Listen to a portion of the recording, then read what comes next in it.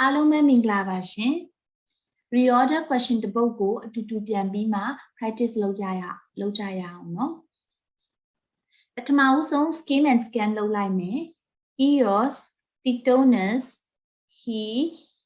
she sees okay ဆိုတော့ဒီမှာဒီနာမည်ပေါ့နော် eos နဲ့ titonus ကိုတွေ့တယ်ဆိုတော့ဒီစာပိုက်ဒီ eos နဲ့ titonus ရဲ့အကြောင်းဖြစ်မယ် topic sentence ကိုရှာဖို့အတွက်တစ်ကြောင်းချင်းစီဖတ်မယ်But နဲ့စတဲ့ topic sentence မဟုတ်နိုင်ဘူး he နဲ့စတဲ့ he ဆိုတာဘာတူလဲဆိုတာမသိတဲ့အတွက်ကြောင့်မလို့ဒါတည်းလဲ topic sentence မဖြစ်နိုင်ဘူး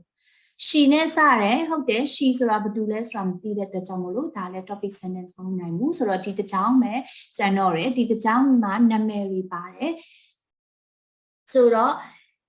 ဒီမှာနာမည်တွေအရင်လာတာဖြစ်တဲ့အတွက်ကြောင့်မို့လို့နာမည်တွေကို introduce လုပ်ထားတာဖြစ်တဲ့အတွက်ကြောင့်မို့ဒါဒီ topic sentence ဖြစ်လောက်တယ်ပေါ့နော် eos goodness of dawn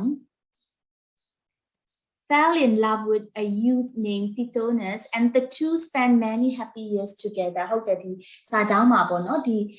character နှစ်ခုဒီနာမည်နှစ်ခုကဘယ်သူတွေလဲဆိုတာကိုရှင်းပြထားတာမို့လို့ဒါဒီ topic sentence ဖြစ်လောက်တယ်ဒါပြီးရင်သူ့ရဲ့အတွဲကိုရှာမယ် but he asked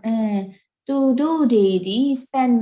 many happy years together ဆိုတော့ဒီဟာဖြစ်လောက်တယ်နော်နောက်ထပ် contract idea တခုကိုတွားမှာဖြစ်တဲ့အတွက်ကြောင့် but why eos being a godness retain her youth Titonus began to age ဟုတ်ကဲ့သူကငယ်နေပေမဲ့လည်းဒီဟာစပြီးမှအိုလာတယ်ပေါ့နော်အိုလာတယ်ဆိုတဲ့အခါကျတော့ eos ကeos က okay ဆိုတော့ဒီနှစ်ခုထဲကဘယ်ဟာဖြစ်မလဲ eos က being a goodness of her eos ဆိုတော့ဒီဟာ she အရင်လာလောက်တယ်နော်သူကတော့နှုတ်ပြနေသေးပေမဲ့လည်းသူကအိုလာတဲ့ခါကျတော့ she couldn't do it on her own so she plead his case with Zeus the supreme ဆိုတော့ဒီဥစ္စာဒီသူရဲ့အတွဲဖြစ်လောက်တယ် the supreme deity ဆိုတော့ဟုတ်ပြီဒါကနောက်ဆုံးလား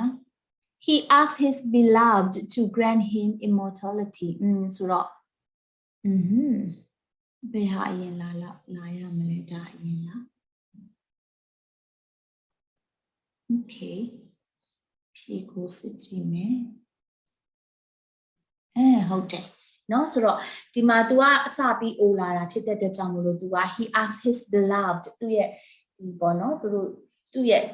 ဒီချစ်တဲ့သူကိုမေးတယ်ပေါ့နော်ဒီဟာလာပြီးတော့ဒါမဲ့လည်း तू ကလည်း तू တယောက်တည်းပဲမဖြေရှင်းနိုင်တဲ့ခါကျတော့ဒါကိုဒီနတ်သမီးပေါ့နော် CS နတ်သမီးကိုသူ့ရဲ့အကြောင်းအရာလေးကိုပြောပြတယ်ပေါ့